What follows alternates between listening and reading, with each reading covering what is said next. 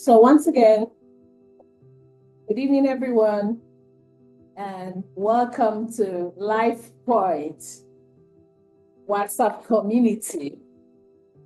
So Life Point WhatsApp community is a parenting community. We are focused on family values. So that's our major focus on how the family can maximize family values and as a means of transformation, both in the home and in the society. By so doing, we focus on the well-being of the parents. This is because it's not usually an easy affair for parents to come together in the first place, begin to have children, begin to nurture them, and also be able to live out purpose by themselves. So in the midst of all of this, they need some time to refresh, they need some time to retreat, they need some time to reevaluate whatever thing they had started with. For some people, a journey of 5 years, a journey of 10 years, a journey of 1 year, a journey of 20, a journey of 30. But each level comes with its own challenges. And one of the best ways to go through life is to repose in good counsel.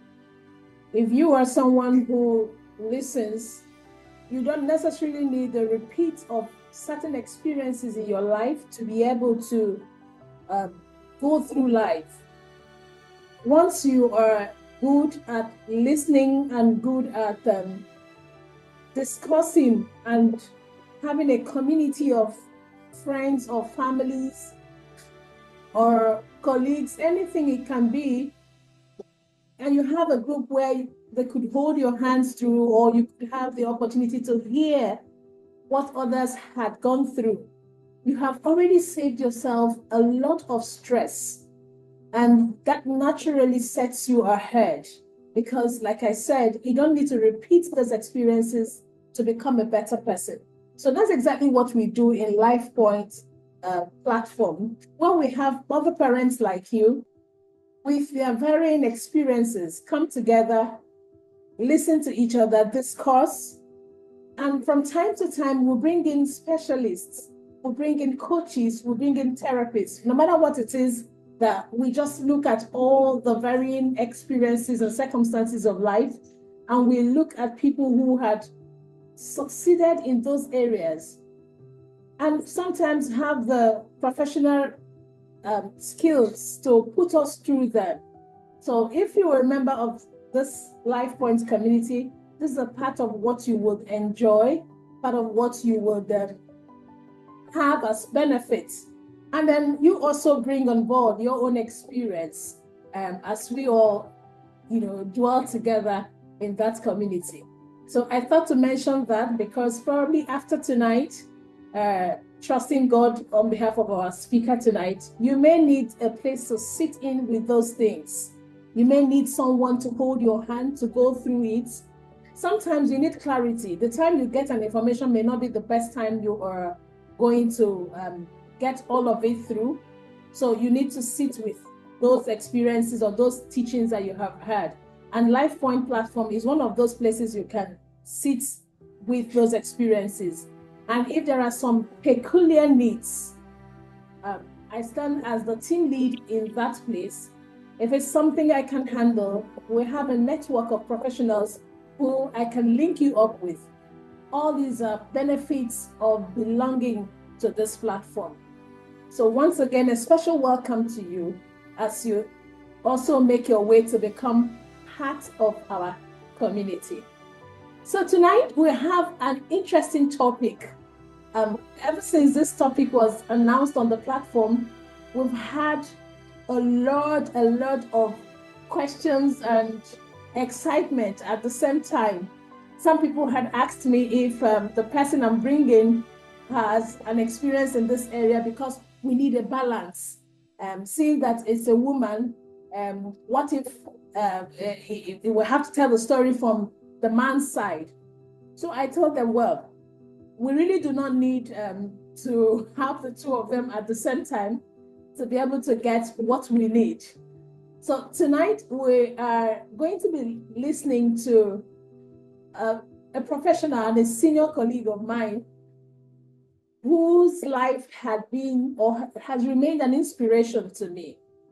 And this is not because probably like they will say that she has all the knowledge in her, but no, God has been so gracious to expose her to different seasons of life.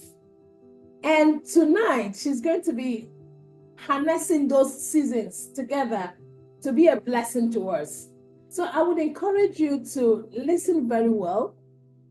If you have your questions at the end of her session, we'll be willing enough to take your questions. And if we couldn't answer them in this space or this window available, trust me, she would do that, and I would naturally also bring it back to the platform. So you have nothing to fear about your questions. But more importantly, I wrote on the platform today that I'm excited about the outcome.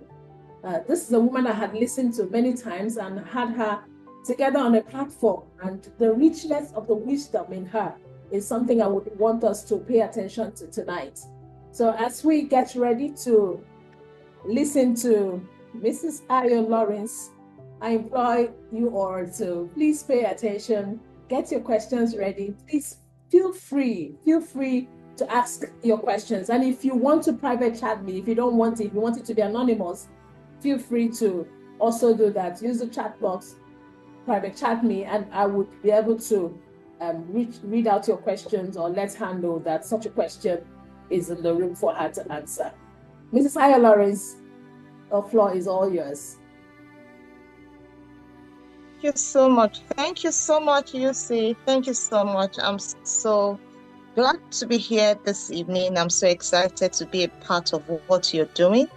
When we were trying to arrange this, I told you that, oh, this is my bedtime. I must be in bed at this time.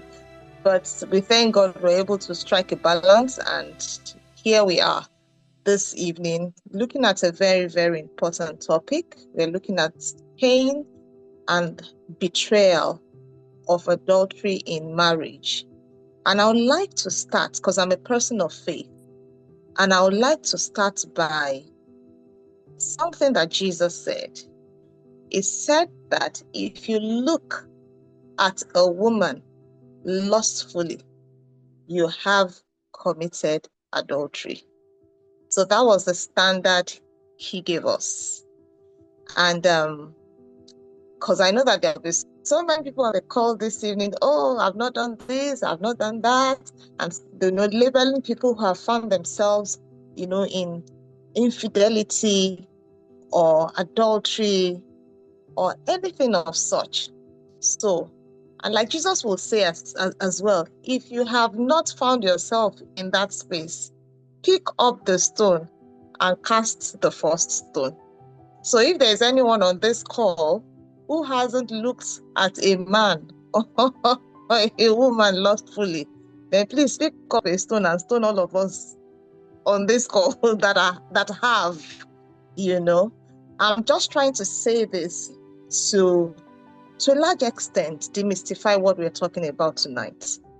I tell people that if you have lied, if you have gossiped, in my own books, you are all on the same level as someone who has committed infidelity or has committed adultery or has committed fornication whatsoever.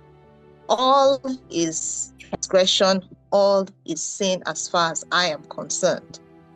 And I'm trying to do this so that people will stop living in shame and guilt as a result of whatever they have done, so that they can find the help that they really, really need. Because there's a way, if we paint things in a particular way, makes people to sink deeper in whatever challenge they are having. I hope you can see my face. Yes, I can from my end. Yes. Okay, from your end. Okay, great. So So I'm intentionally starting from that area, so that even if peradventure you found yourself slipping, into adultery at some point, and you are sinking in shame, you're sinking in guilt, you're sinking in, just trying to patch things up, there is help. I'll share my own story. Um, in the year 2007, it was actually the year that I started a ministry that God committed into my hands. And, it was, we wrapped it up early this year, and it has metamorphosed into something else. The ministry started in February, and it was actually called the Praying Hannah's Ministry. And all we do there is to pray for our husbands and our children and all. And I happened at that point in time to be a stay-at-home mom, and I was trying to do a few businesses here and there. But the thing is, at that point in time, I wasn't fulfilled even with the businesses that I was doing. And I wasn't just happy with the way things were with me, first with me, and then even with my husband. And I wasn't just happy with life generally. And at that point in time, we house fellowship in my house. And there's this fine young gentleman, much younger than I am, about 8 years younger than I am. We attend the same house fellowship. He was on holiday in school, still in the uni. And we got so close. We got really, really close. We both love God. There was no doubt about that. And we got really close. I'll go and visit him at home. Even I'll go with the children. Our children were very young at that point in time. I'll go with the children. We go visiting and all. And emotionally, we became attached. And those were the days of, what's it called? Midnight calls. So, I'll get up in the midnight, we'll gist, we'll call. And I'm someone who loves very, very intellectually stimulating conversations. And this young man happened to be such, a person. So we'll gist late into the night. And I knew that my heart was already going with him at that point in time. I knew that if I didn't stop myself, it will degenerate, into something much more. In the course of the few weeks, because it wasn't so long, I think it was something that lasted maybe less than a month. In the few weeks that this relationship grew, I knew that if I didn't do anything, I would sleep with him, because I was enjoying the conversation. And if he had pressed, for me to sleep with him, I would have, to save, to keep that relationship going. In my own instance, I didn't get to sleeping with him, but like I said, whether I slept with him or I didn't sleep with him, the thing is, emotionally, I was already attached to him. And that was why I said, anyone that looked at a woman, that was what Jesus said. But in this case, a man, you look at a man or a woman lustfully, you have committed adultery. And that is why, in my own context, even though I didn't sleep with him, I know that I'd engaged in what I shouldn't have as a child of God. And even if I had allowed it to linger, because I was the one that told my husband about it, because it wasn't in my person, especially even with my personality. It's not something that those of us who are of my personality, because I happen to be a systematic former, find ourselves in, but was as a result of the space I was in, the headspace I was in at that time, that I succumbed even to engaging in such. And because I knew that wasn't what I should do, I told my husband about it. He was upset, which is expected, because if he wasn't upset, I should be afraid for my life. He was upset, He was angry, and it was expected. And at that point in time, we actually even had a conversation with the young person. I severed my relationship with that young man for a season, for me to heal, for me to take my eyes, out of that, for my heart, to be back to where it should be. And amazingly, this same person, we are back together even as family friends. Something else that happened was some few months or years, maybe a year after that incident, his girlfriend, whom he's married to now, had something to do in Lagos, and she had to stay with us in our house. And we hosted her, for the few days that she was in Lagos. And even when we traveled out of the country, because they are no longer in Nigeria, when we traveled out of the country, we went visiting them. And that is my own experience as regards that.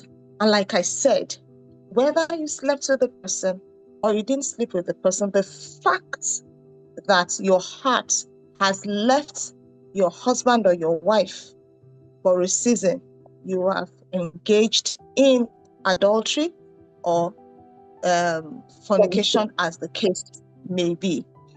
That's my own story. And in the course of research and reading further, because I now support individuals who find themselves in that space, there are a few things that we've been able to understand, as regards the pain that comes with infidelity. We have 6 stages of recovery after infidelity, and we find out that there are some people that maybe they are just in stage 3 or stage 4. It happens again and they have to start again. So you can imagine these individuals experiencing this pain over and over and over again. They are just starting to recover. It has happened again. So I'm talking about cases wherein maybe it's a woman who is engaging in infidelity. The husband got to know, maybe he's in stage 3, which is blame and anger. She engages in it again. The husband starts again from stage 1. So let me just go through the 6 stages. We have stage 1, which is the day of discovery, and we have different signs as to that. We have the shock, we have the numbness, we have the distress, we have the confusion, and we have nausea. And this can be between 1 to 36 hours. Then we have the stage 2, which is denial and disbelief. And the signs that come with this is disbelief, sense of loss, sadness, withdrawal, rationalizing, making excuses. And the duration for this is between 1 to 30 days. Then we have stage 3, which is blame and anger. And the signs under this is anger, outrage, defensiveness, hostility, revenge, obsessing, jealousy. And the duration for this is 0 to 18 months. So you can imagine just one infidelity experience. These are the duration, for someone who is experiencing recovery. So you can imagine the person, let's say the person is in stage 3 and it's between 0 and 18 months, and another one happens. The person starts again. So you can imagine the trauma, the pain that comes as a result of people experiencing infidelity. Then we have stage 4, which is the stage of fixing and bargaining. And you begin to make promises, you begin to make deals, you try to suppress what is happening, you try to fix the problem, and you have false forgiveness. And this is very, very, very, very common. A lot of people say, I've forgiven, because you just want it to go, because you just want the pain to go. And the truth is, you haven't forgiven. The only time that you can say that you have forgiven, the person that has cheated, against you, is when You remember the experience, and it does not come with pain. So far, it still comes with pain. Forget it. It is false forgiveness. And a lot of people are in that space. Oh, I've forgiven, I've forgiven, I've forgiven. And then something little happens, you're triggered again, and you start all over again. Then we have stage 5. That is where we have fear and despair. And in that space, we have anxiety, we have paralysis, we have feeling stuck, we have loss of confidence and impatience. And the duration for this is 0 to 12 months. That's 2 years. So you can imagine just one experience. This is what is happening to an individual. And you can imagine someone who experiences it over and over and over and over and over again. It's not something, one would want to happen to anyone that one loves. Then we have stage 6, which is adjustment and acceptance. And under this one, we have shifts, we have perception, we have learning success, we have pain has purpose, we have resiliency that kicks in. And the duration for this is permanent. And the thing is, when infidelity has happened, it has happened. It can't be erased. It is part of your story. It is part of your journey. It is now for you to be able to create a narrative that promotes your peace and your progress. You have to be able to create a narrative that pushes you forward. That pushes you forward. And when we're talking about infidelity, we have 3 people, involved. We have the culprit, we have the accomplice, and we have the person that is cheated on. And for the culprit, the person is expected to acknowledge his errors or her errors, take responsibility, forsake and commit to change. And such a person should get help. This particular point, a lot of us miss it. We think, oh, because I've said I'm sorry, I won't do it again. You've done something that has hurt someone, and you have even hurt yourself in the process. You need to get help. You need to be able to go through a process that would help you not to do it again. So it's not something that you just say, oh, I'm no longer doing it again, and that's it. Because you need to be able to beam your searchlight to discover the causes and the triggers. What made you in the first place to go into it? Like I said, in my own case, I felt alone. I felt not carried, along, because my husband was, a career person, traveling and things like that. I felt I was just between pots and pans and crying babies. So in my head, I was like, is this what I will be doing for the rest of my life? And when I saw someone that I could have, intellectually stimulating conversations with, I latched onto it, which now degenerated into what I didn't plan for at the beginning. So you must be able to beam your light to discover the causes and the triggers. And like in my own case, I always ensure that myself and my husband, we are having conversations, because I know those are the things that fuel me as a person. Those are the things that fuel me as a person. So I know that was what caused it in my own case. When I found himself or herself in that space, or is on the way, should be able to catch himself or herself and say, what exactly is making me to go down this route? Then the next thing is to forgive yourself. Forgive yourself. And then the individual has to heal and change the meaning of whatever has happened. Don't let anybody call you names, and don't call yourself names either.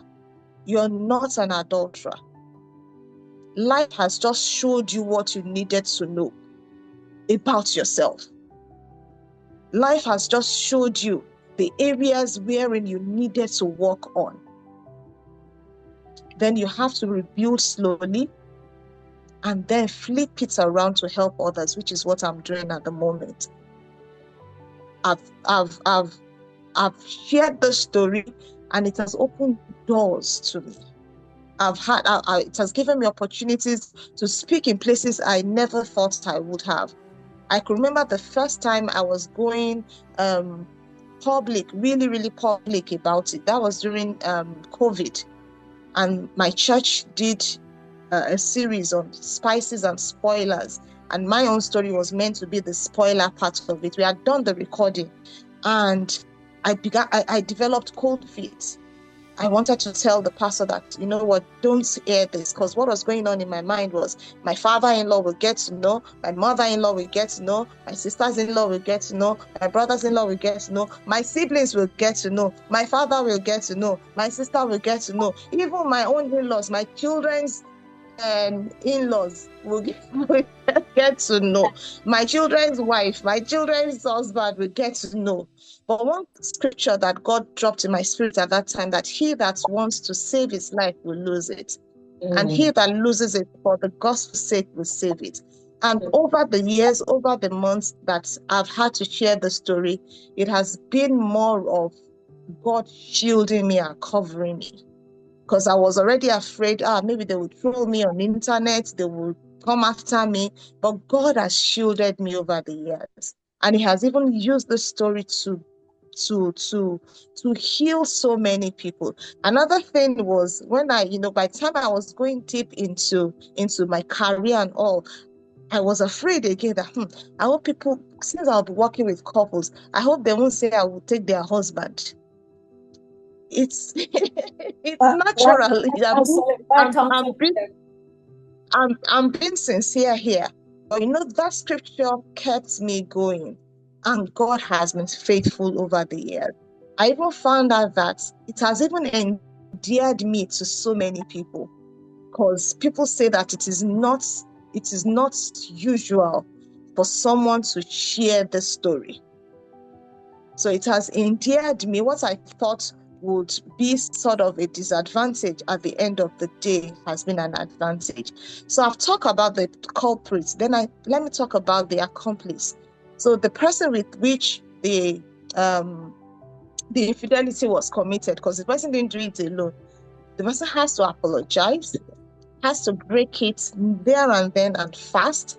The person has to take responsibility and not say that, it was the culprit that made me do whatever I did. Take responsibility for whatever you did. The person has to also detach his or her feelings so as to be able to know the patterns as well, and also the person's triggers and the history.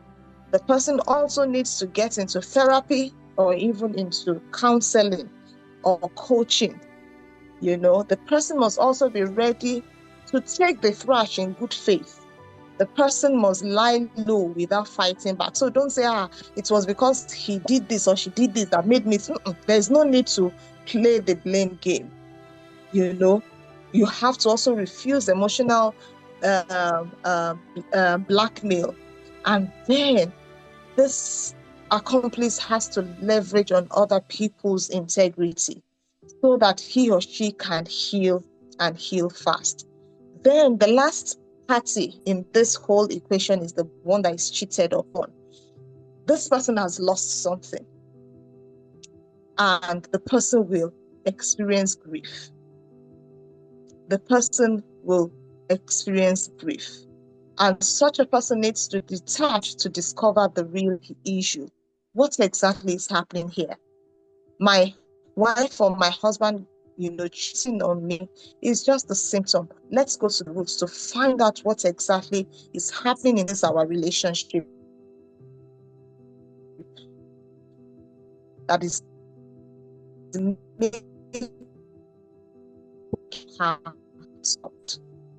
also need people help so that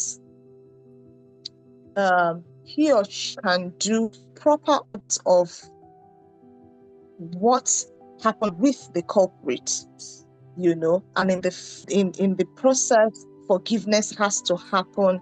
In the process, healing also has to happen. In the process, the individual needs to be able to channel his or her pain and not blame himself, because that's another thing. When an individual is cheated on, you now find out that you begin to blame yourself. What didn't I do? What did I do? What shouldn't I have done? What should I have done? There's no need to blame yourself. Whoever cheated and has nothing to do with you.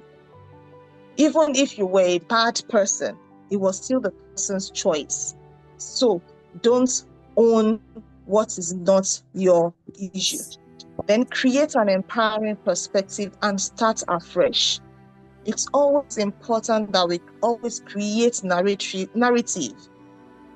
that promotes our peace and our progress. Whatever happens to us, we must ensure that the narrative we are creating is to our advantage.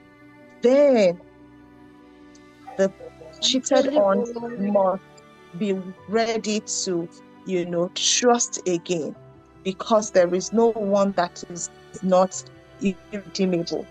So these are the things that happen, when infidelity or adultery happens in a relationship. Yes, it hurts. There's no doubt about that. It hurts. People are disappointed. Trust is broken. But like I said, it can be rebuilt again. Myself and my husband, we rebuilt our relationship. And even though at that point in time, we didn't seek professional help, but as the years went on and we were exposed to working with professionals, like our own marital coach is actually Chris Fowe, and we meet with him every year to have a marital checkup. We meet every November to have our marital checkup, just to be sure where are we, what are we supposed to do better, where are the areas wherein we are lacking, and things like that. So by the time we met Chris Fowe, we had to revisit that particular incident and even other incidences that had happened in our relationship, so that we can actually go to the foundation and rebuild everything, so that we can really, really have a great relationship. Because one of the things that we have made up our minds, to do is not to do, is to patch things up. We've made up our minds not to put up a front. If it is not working, it is not working. I can remember I left for Canada last year, July, and July ending, and I was in Canada for about 11 months and 19 days. A lot of people always, make fun of me that I was counting down, and I could remember at some point I was feeling disconnected with my husband, and I kept telling him, sweetheart, I'm not connecting. And it was from his end, he said, I know this. There's nothing happening at I'm connecting. I said, I'm not connecting, and I had to step back to find out what exactly was happening. And I realized that there were some things that my husband did to me some years ago that I thought I'd, moved past. But they surfaced, now that I was now alone, they surfaced again. And I was like, no way. So I had to tell him, I said, sweetheart, you know what?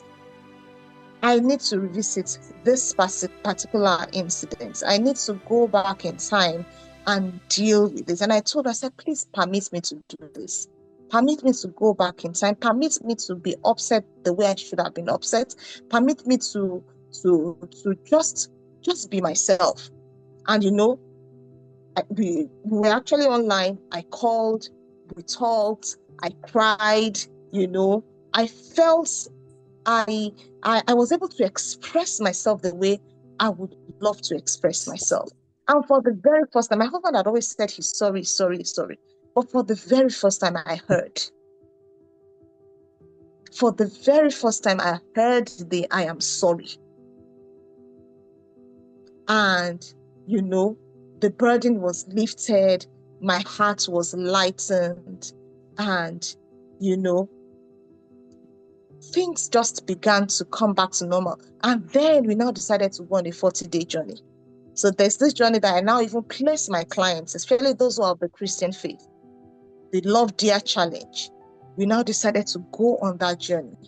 And it was some like 19 days before I came home. So we did 19 days of the journey apart, and it stretched us because there were challenges that would have been easier if we were together. But because we were miles apart, we had to be creative. We had to think outside of the box to do the challenges. And by the time we came back home, I came back home and we met, we knew that there had been a shift for the better.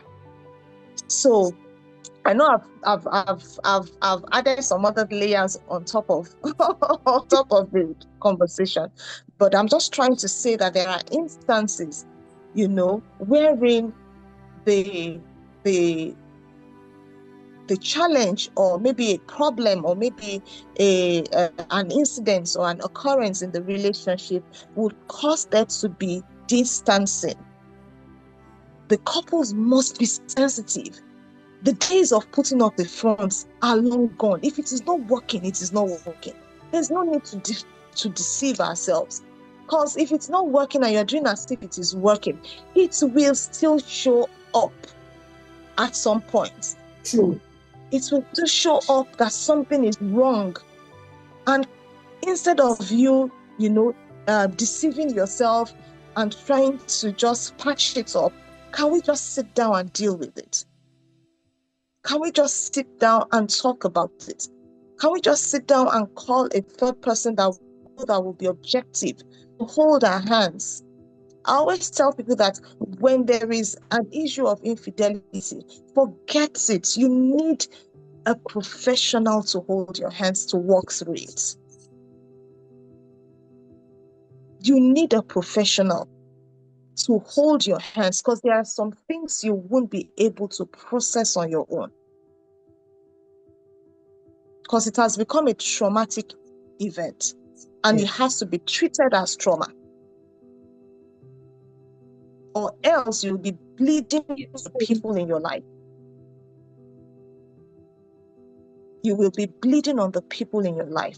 So we've talked about it. We've forgiven ourselves. No, get someone to hold your hands. Get someone that would help you to be able to elicit the things that need to be brought to the fore, so that you can really, really enjoy your marriage, because marriage is beautiful. It's a beautiful thing.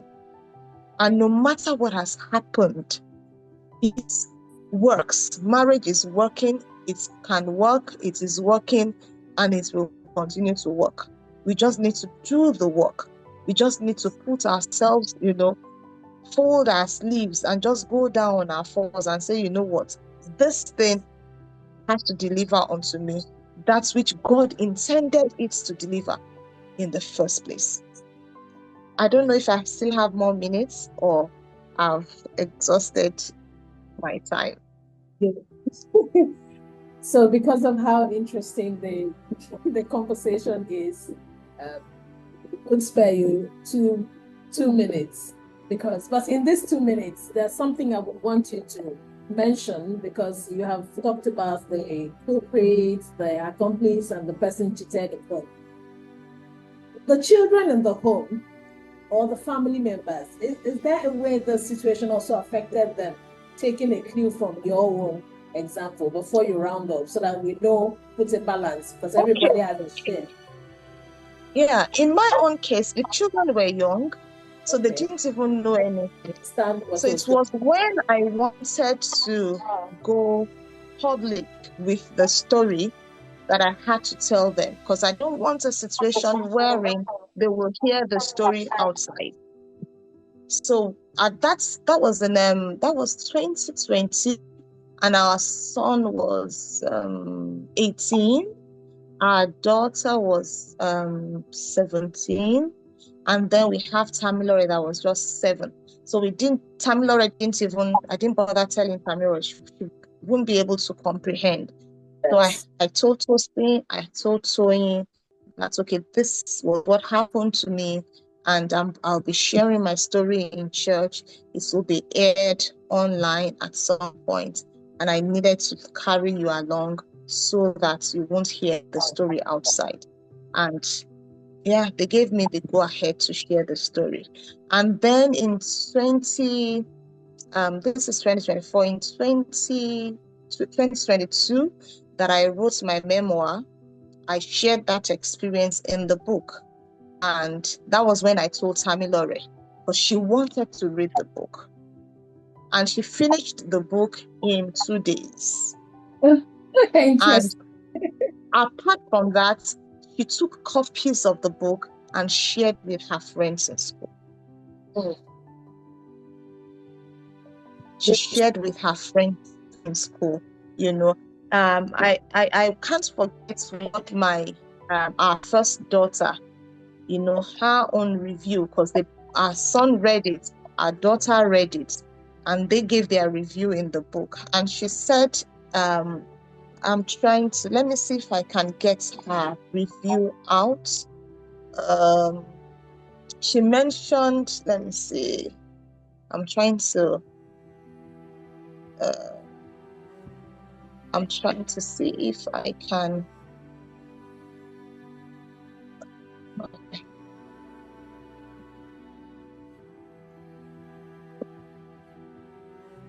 I'm trying to see if I can get her review. I don't have the book close by me now. Okay. But she mentioned the fact that it was all about. Sorry?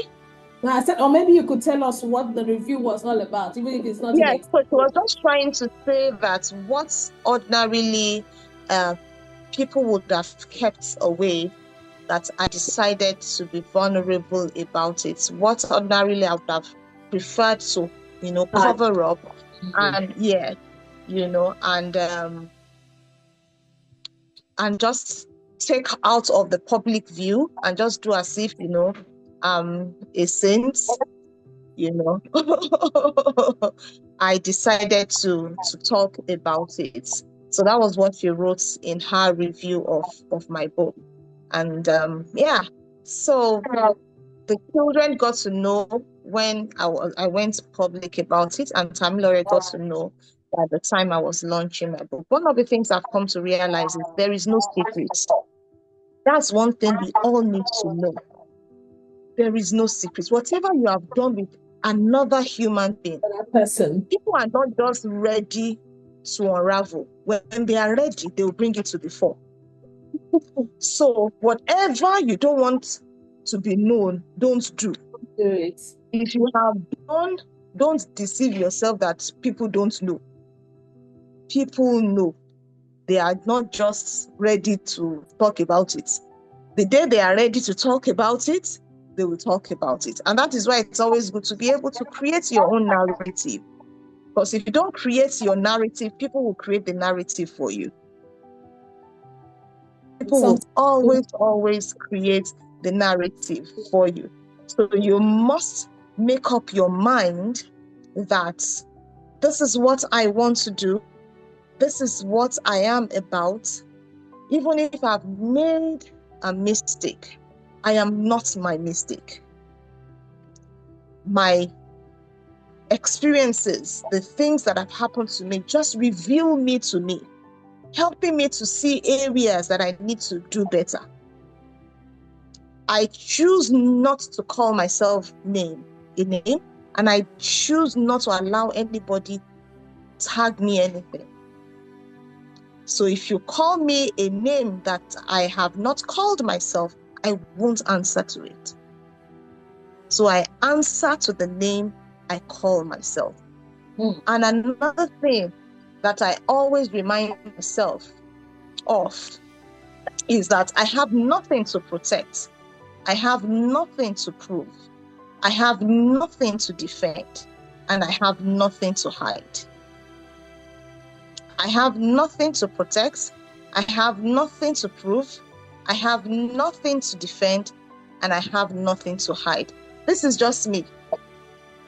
It's either you take me as I am or you leave me as I am. You know. So I think I've answered your question, ma'am. You have, and a very good way to round off on your intro session. Thank you, ma'am. This is so insightful and enlightening. The truth is that personal stories are very heartfelt, because we can see that as you are speaking, this is not a function of trying to talk about theories or what you saw or what you heard from someone. You know, when you're talking about what you heard from someone, you are going to make your own tweaks here and there. But when you're speaking heartfelt, we connect better, because one, we are seeing you, we're seeing the transformation, we're seeing the change. Because the woman we're seeing now was not the woman that was here 10 years ago, 15 years ago. And that, to me, and I know to a lot of people on this call, means a lot. And that means it's doable. Okay, anybody who had found herself in these shoes is doable. If we can see living evidence, then we can also do, and even do better, because we're hearing from you, and we are now going to have start on the grounds of advantage. Some of the things you're sharing today, you didn't know about them as of the time you were trying to navigate through your own season. But tonight we're hearing. And the beautiful thing about it is that on this call tonight are people who had similar experience, people who are yet to have this experience, people who are currently navigating this at the moment, people who had gone through it and they are hiding. So that's like a double experience, a double tragedy. You know that this is what it is. You're trying to patch it up. You're trying to close it up. And it's by so doing, you're doing more. And you're thinking no one knows. So what I'm trying to say, that there's variants of this thing tonight. And that's the beautiful thing. So you have been able to touch everybody at our different levels. And for some people tonight, it's them, like the female gender. For some people, it's the male gender. And believe me, on this call tonight, we have the male and the female here tonight. So whatever place or whatever call that you have found yourself here tonight, I want to believe that this message from her had been able to touch you to an extent where you can begin to pick your pockets of transformation. Because I know that a lot of things that have been shared here tonight is quite heartfelt for me. And I know that it's same for a lot of people. So moving forward, if you have a question, two ways: either you put the question at the chat box, or you indicate with a hand raise, and I can call you. That's if you choose to ask your question yourself, or you go on the chat box. But while we are on that, I have one or two questions that I think our guest facilitator would help us to answer tonight. So I know that a lot of people don't deal well with spontaneity. So those who take questions on the spot usually earn a lot of respect from me, because I know that it's not easy to be on your feet and answer questions. But I'm trusting God to help you tonight. So someone is asking here that if you want to share the betrayal in a case like what you did, and you obviously know that it's going to be escalating conflict in your home, how can one communicate this feeling of the betrayal or this act of betrayal without escalating the conflict in our home? Okay. I'll say that in my own case, we're just fortunate to be able to manage the situation at that point in time. Now that we are exposed to coaches, to counselors, to therapists, I would suggest such a person call in a professional to support him or her in handling the situation. That way, the person will be able to guide and to manage, what can go south, in a way that it's just contained. And also, if there is someone that, if you don't have a coach or a counselor, around, if there's someone that the person who happens to be the one that is cheated on respects, you can also bring in that person, as much as possible, so that you can contain the situation at hand, because it can really, really, really get messy in some instances. So I always tell people that don't say, because Sister Ayo said, oh, she went ahead and she was the one that told her husband, me too, I'll go ahead and just, it may not work out the way it worked out for Sister Ayo.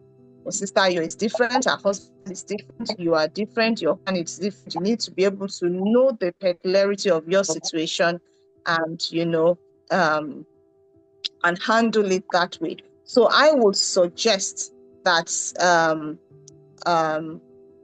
someone that the other party respects, or a third party in form of a coach or a counselor, a therapist, depending on where you are at, be called into it. Okay. Thank you very much, Okay. ma'am. Yeah, we have a question. I can see a question. Okay. Yes. I can see from Vicky. She's asking that I would like to ask about the role of culture in the willingness to seek professional assistance in this situation. So first of all, I'll start by defining what culture is. Culture is the way of life of a group of people at a particular point in time. So we've come to understand that even the way things were some 10 years ago is not the way things are now. Some 10 years ago, if a young child wants to give you something, it has to be, especially now, let's say the Yoruba culture, it has to be with the right hand. But nowadays we see that we are beginning to understand that whether the right or the left hand, it means nothing. It is whatever meaning you put to anything that it becomes. So people are beginning to accept and to embrace your child giving you something with the left hand. So what I tell people is, whatever will promote your peace and your progress, I'm sure you would have heard this several times on this call, whatever will promote your peace and your progress, please go for it. And if you know that seeking professional assistance in this instance is going to, which I can tell you or her, please go for it. If most of the time people don't want others to know, that's why they don't want to talk. And if at the end of the day, the relationship started, people will talk. If you told someone about it and the person is not discreet about it, people will still talk. So why don't you do that which will be to your advantage and seek the assistance that you need? Because if at the end of the day it is not well managed, people will talk. People will talk. And the whole thing will, go south.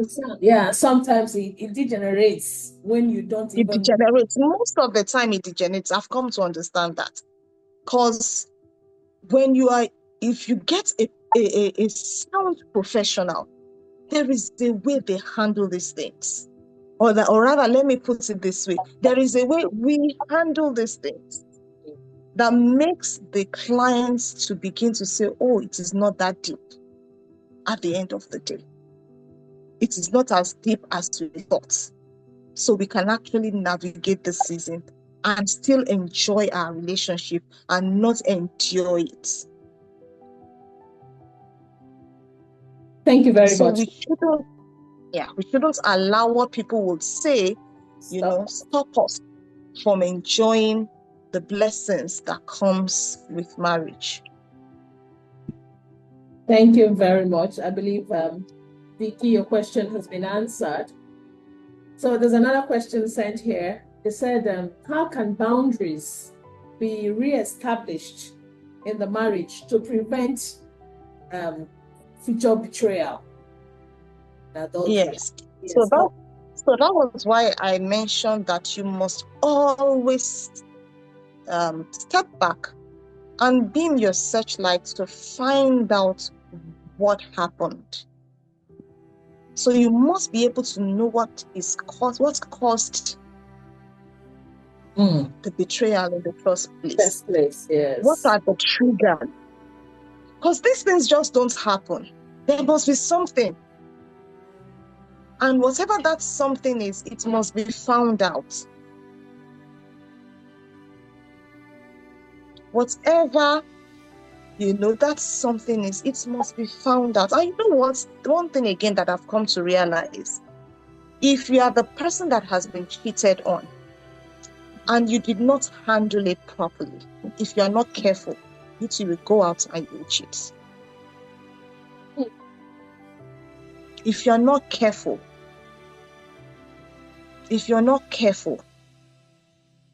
and you didn't handle the bit of unforgiveness, you will find yourself in the same space. So it has to be properly managed.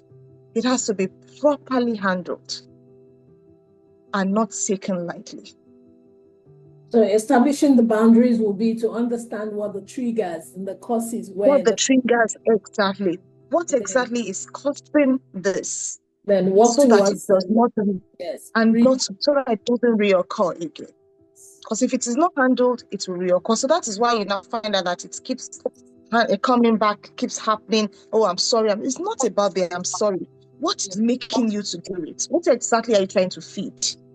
What exactly are you trying to, cover? What exactly are you trying to feed? Let me just use just to feed. When you are able to establish that, it helps you to be able to indeed move away and get the help that you need. Okay, Vicky, I see your hand, but before you come up, the question here says, Kochayo, the person is asking, what's your take on do me, I do you, man, no go best? If my husband went out to cheat, I should be free also to go and cheat. Ojoro cancel Ojoro. What's your take? Okay, so I will ask the person, what exactly are you trying to achieve? Okay. What are you trying to achieve? Because at the end of the day, that is what will keep you going. So if you want to achieve, you want to do him back, you need to think really, really about it. Okay, if I do this back to him, where does that put me? Yes. Where does that put me as a person? That means I'm allowing unforgiveness. And unforgiveness is you taking poison and thinking the other person will die. That is what unforgiveness does. It eats deep into you. It steals your joy. It steals your creativity. Bad energy, bad vibes, everything will just be oozing from you. And you won't be able to live life to the fullest. Even though you were the one that was hurt, at the end of the day, you now become, someone that is a shadow of himself or herself. Let the person go. Why they do me, I do you. It's that means you too, you have it at the back of your mind to do before. You're looking for a way out, to do something. That's just, by the side. But the bottom line, so it's not something you will endorse for anyone. Exactly. No, I wouldn't endorse that. Just seek help and work together as a team. Because I believe that there was something you saw in this person when you met at the beginning. So that thing that made you to say, okay, let us go. I'm getting married with you. Or that thing that made you to say, okay, would you want to marry me? Bring it, resuscitate it, and choose to do life together yet again. Okay. Thank you very much, ma'am. Vicky, you can ask your question, and after that, we go to Ayobami's question on the chat. Vicky, you can unmute and ask your question. Thank you very much, ma'am. Thank you, UC. I wanted a follow-up to the first question I asked. I wanted to ask about if one of the parties is unwilling to go for counseling or therapy, professional help. Yeah. There's something to be done for that kind of a situation. Then secondly, you mentioned when you were talking about your type of personality and how that kind of personality doesn't usually find themselves in this kind of a situation. And I wanted to ask if some type of personalities are more prone to this kind of. So in that case, do we just, take it as part of, the weaknesses or struggles that, will constantly, come up once in a while like that? Or how do you, handle this kind of this knowledge? How does it help you to navigate? Okay. Thank you. Thank you so much. So the first question, please remind me the first question again. I talked about if one party is unwilling to seek for. Okay, yes. Yeah. So one thing I always tell people is be the change you want to see in the world. I think it was Rumi that said that. And I always remind people that come my way. So in a situation wherein someone is unwilling to go for therapy, let it start with you. I've had a situation wherein a couple were supposed to come in for counseling. The wife wasn't willing to come. The husband came, and I took the husband through the personal evolution therapy. And the wife began to see the changes in her husband. And before we knew it, the wife also came. And they now signed up for the marriage enrichment program. So there are instances wherein the other party may not be willing, but do it first for yourself. And that's one thing we all need to understand. Whatever we are doing, it has to be first for you. It's something that a lot of us are learning late, but it's the day that we wake up that is morning. Take care of yourself. Whether the marriage works or it does not work, you are first an individual. Can you take care of yourself? Can you grow? Can you love yourself by seeking the help that you deserve so that you can live the beautiful life that God created for you at the beginning? So if one of the parties is not interested, you go ahead. Take care of yourself, because the truth is you yourself, you're not perfect. You have your areas of improvement as well. So unearth those areas, become a better version of yourself so that your spouse begins to wonder, I didn't know this my wife or this my husband is this amazing. What exactly are you doing to yourself? I think I have to also start drinking from that spot you are drinking. And before you know it, what could have been a struggle becomes easy. And if peradventure the spouse chooses not to at the end of the day, because there may be people like that, you have gotten better as a person. And in the process of you getting better, you can make an informed decision as regards how you want to proceed in that relationship. So it's important you do it for yourself and not for anybody else first, but first for yourself, then the other persons can come after that. Then when it comes to the personality, so the personality that is, predisposed to things like, to flirting is actually the sanguine. We call them the creative convertibles. So they are the ones that will love everybody. They are the ones texting, I love you, I love you, I love you, I love you to everybody, and their love is just on the tip of their tongue. It means nothing to them, So they are the ones that naturally are predisposed, but it does not mean that they now engage in it. We're just saying that this personality are naturally predisposed because of their, flashy lifestyle, we are here lifestyle, we are the life of the party, and everything. So they are the ones, but it doesn't mean that we are saying they are the ones that are adulterers or people. We are not saying that. We're just saying that the tendency for them to flirt is very, very high as a result of the way their makeup is. Okay. I think the question that I was going to ask that someone said. That's you. Oh, okay, I saw that too. So I don't know if the person I don't know if the person is okay, but then I feel like it has a tie into what Vicky just finished asking. I mean, the question I said was on the chat. The person is asking if you have a partner who is not willing to take responsibility, just like what she said, but now you're the person who is cheated on. How do you take care of yourself? Because I am trying to now look at it from the empathic pathway, because the person who committed the offense is unwilling to take responsibility. So that's the first weight. Then second weight again on you. How do you go through it?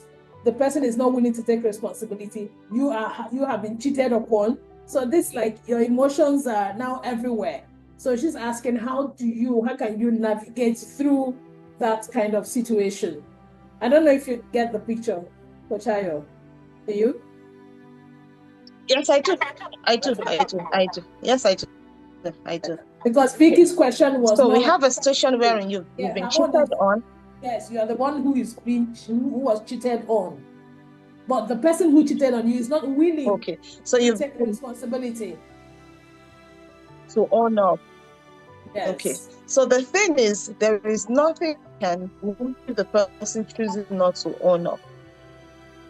And that is why I'll come back again to the place of the professionals. They hold our hands, or rather, we hold people's hands. And like I said, every coach needs a coach, every therapist needs a therapist, every counselor needs a counselor, because there are days that you all need one another. So in a situation wherein you've been cheated on, you need someone to hold your hands and put you in a good headspace. Because definitely your emotions are all over the place. Definitely you are shattered, especially if being cheated on is a deal breaker for you.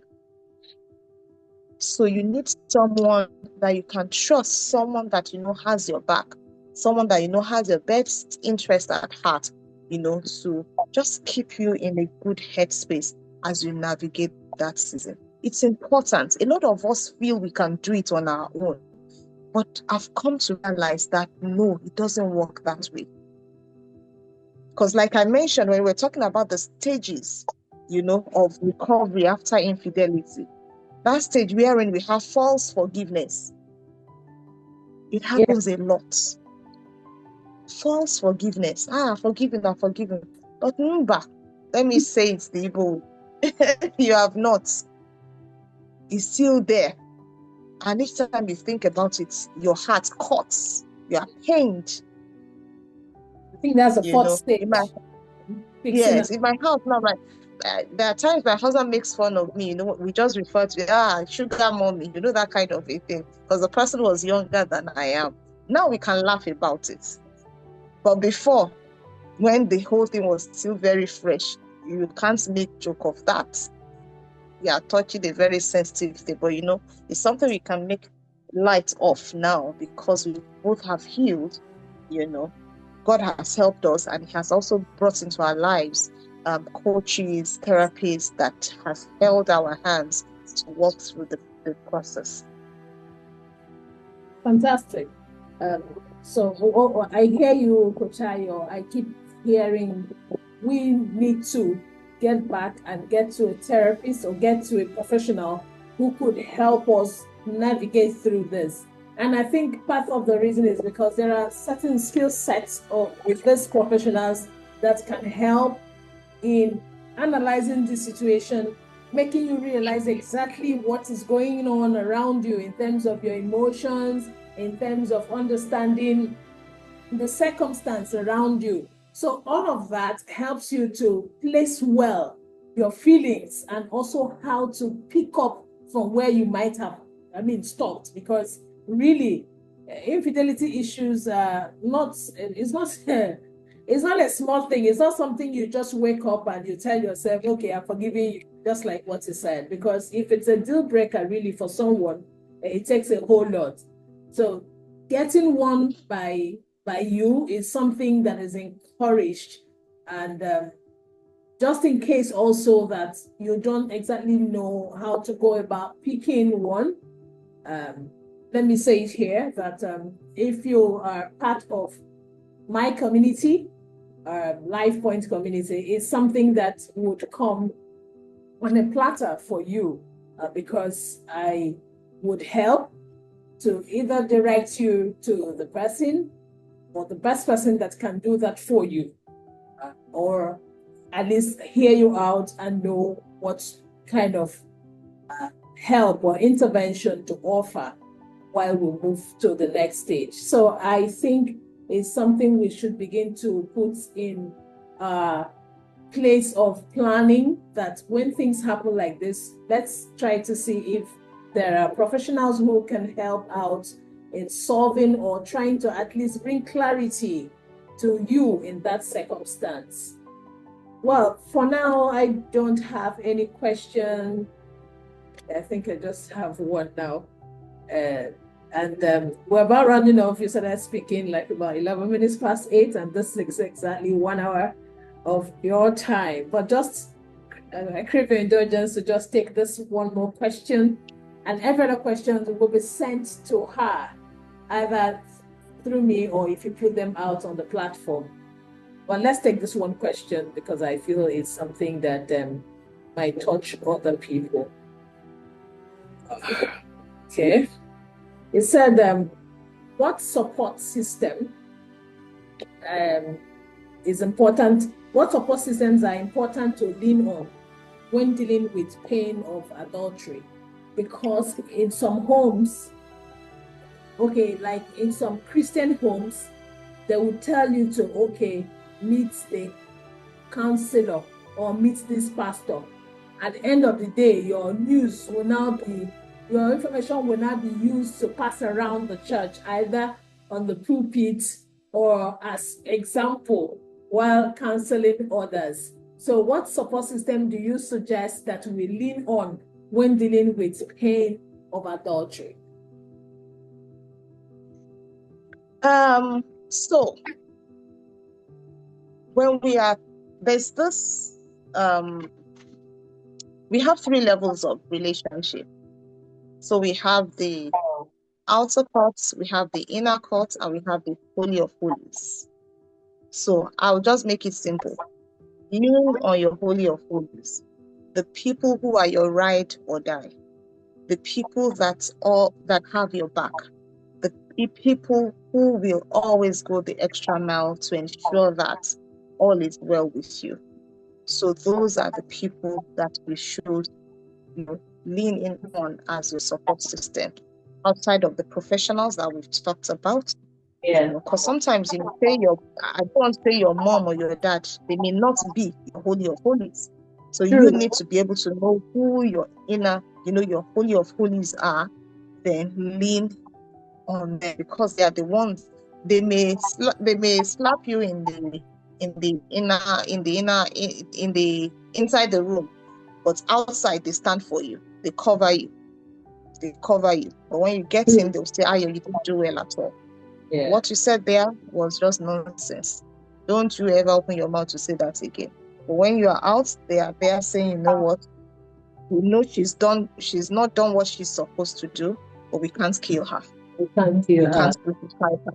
Yes, we can't crucify her. We'll sort it out." So those are the people that you should be. And we must all learn to build meaningful connections. Very important, because we need ourselves. We must be intentional. Thank you, Coach Aya. To add to that, usually when I'm counseling young people who are about to get married, I used to say 3 things, which I think ties in well with what you're saying, which is that you learn to know who needs a one-word answer, who needs a full explanation, and who doesn't require any word at all from you. So you have to learn how to profile the relationships you have so that you don't run into troubles trying to say you are seeking for solution, and then in the end, you are the one who is now the problem. So thank you very much. This has been so insightful, so brilliant with everything you have said. And once again, I want to especially thank you for your vulnerability. It takes a lot of courage, even if it is many years after, to be able to share with people known and unknown to you. Because on this call, there are many people you don't know. But the courage to go ahead to share your story without any fears, without any prejudice, tells me that you are an authentic person. And that we celebrate tonight. Thank you for coming through. Thank you for inspiring us. Thank you for making us realize that we should not label ourselves. There's really nothing in life that you hold tenaciously onto that can't be redeemed. I think let me use your word, it said irredeemable. Nothing really. Because with God on your side, you can actually do much more. So we want to thank you for inspiring us. Like I said, you don't know what you had done tonight because we are all at different stages. So please, this is a good place to thank our guest facilitator for coming through. She's so much of a blessing. Coach Ayo on the chats, we're saying thank you. And we thank you so much once again for doing that, inspiring us. We're all at different stages in our journey in this relationship. But tonight you have been able to let us see ourselves in where we are. And we're trusting God that going on from here, we know what to do if it ever happens. We know what to do to stop it from happening. We know what to do if we're currently in it. And that's the beauty of tonight's session. And I want to thank the amazing, amazing participants that came. Without you, there won't be any Ayo and UC sharing tonight. So you are the real MVP, and I celebrate you. Thank you, Ayo, for bringing in a lot of people. I see a lot of people from your community. And then I want to especially thank Toye. Toye was the first person to come on the call tonight. And so you deserve a special thank you from me. And he said something amazing. He said, you have been inviting him many times and he hasn't been able to come. But when he saw this, not just too long ago, he hopped on it and he's here tonight. Sure, I hope you're still on the call, Toye. And thank you, everyone. Good night and see you as we continue in the chat room of Life Point. So if you're not on Life Point, please join. I was hoping to drop the link here. But Sister, you also help me with your people who are interested in joining. Yes, I've dropped the link there before. Okay. For my community. Yes. Okay. Thank you, everyone. And it's a good night. Bye. Thank you so much. Thanks for having me. Thank you.